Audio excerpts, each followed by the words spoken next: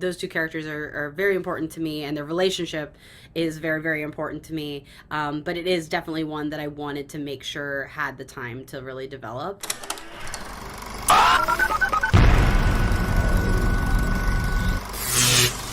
Hi, I'm Kristen Maldonado from Pop Culture Planet. The show is incredible, so I'm so excited for fans to get to see this.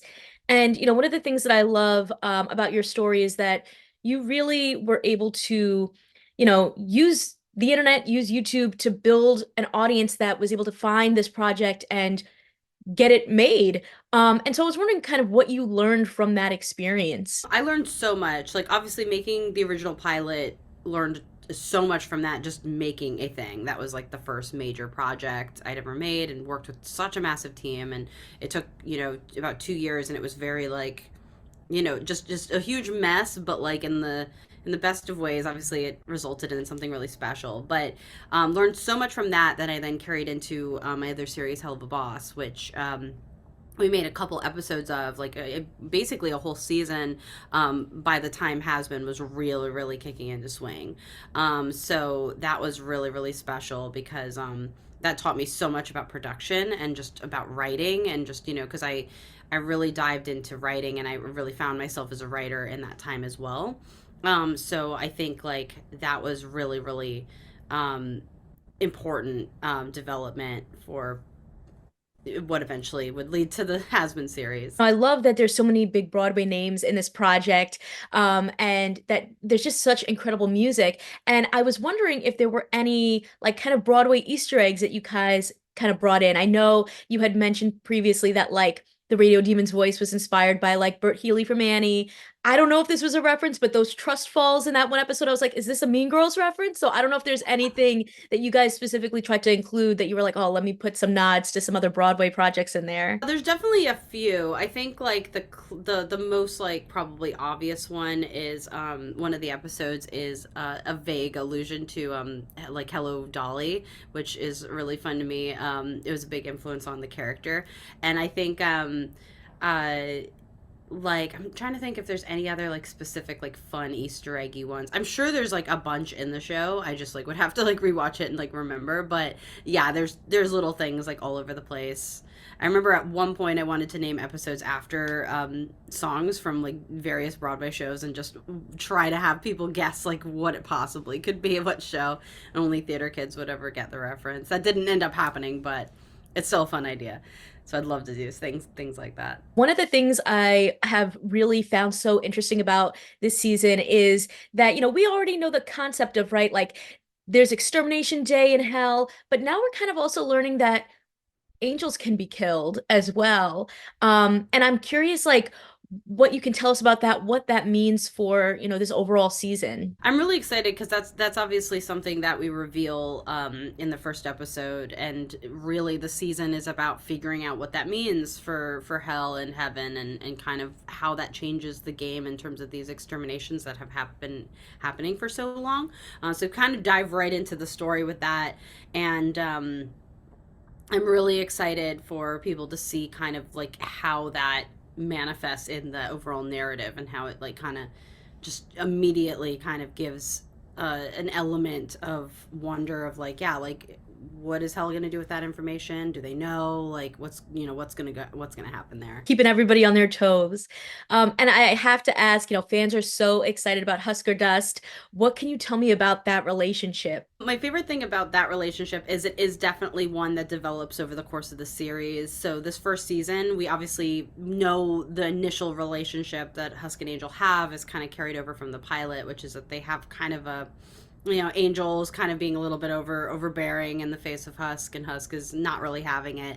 And so that is how they start.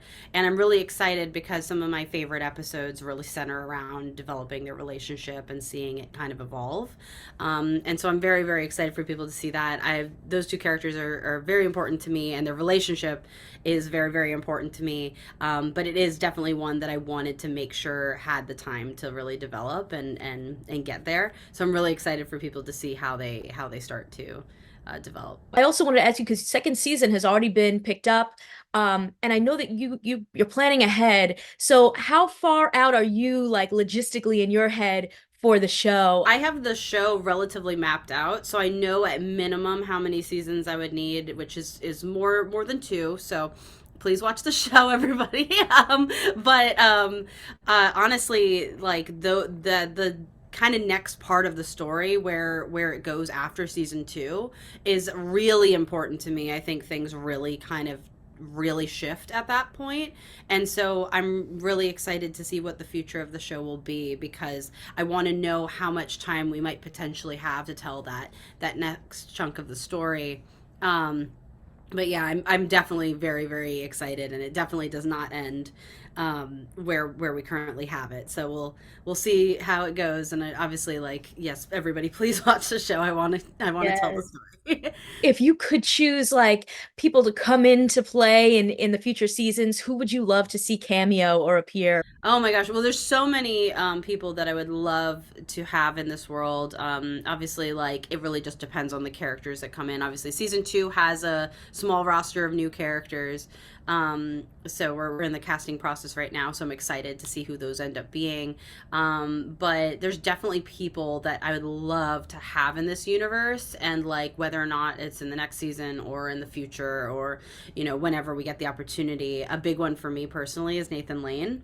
He's Oh, just I've been a fan of him for forever, and he's got one of the most iconic voices ever in musical theater, and I don't know, he's awesome. So maybe someday, I hope that's the want, that's the wish for that's me in terms of I love that. musical. I think it's so exciting to see a Latina creator and, cartoonist and writer. What does it mean to you to be, able to kind of represent and be in this space? I love it. I really love being a woman in this space. I love being a Latina woman in this space. Like, it's not a very, it's been a very male dominated space, like adult animation specifically.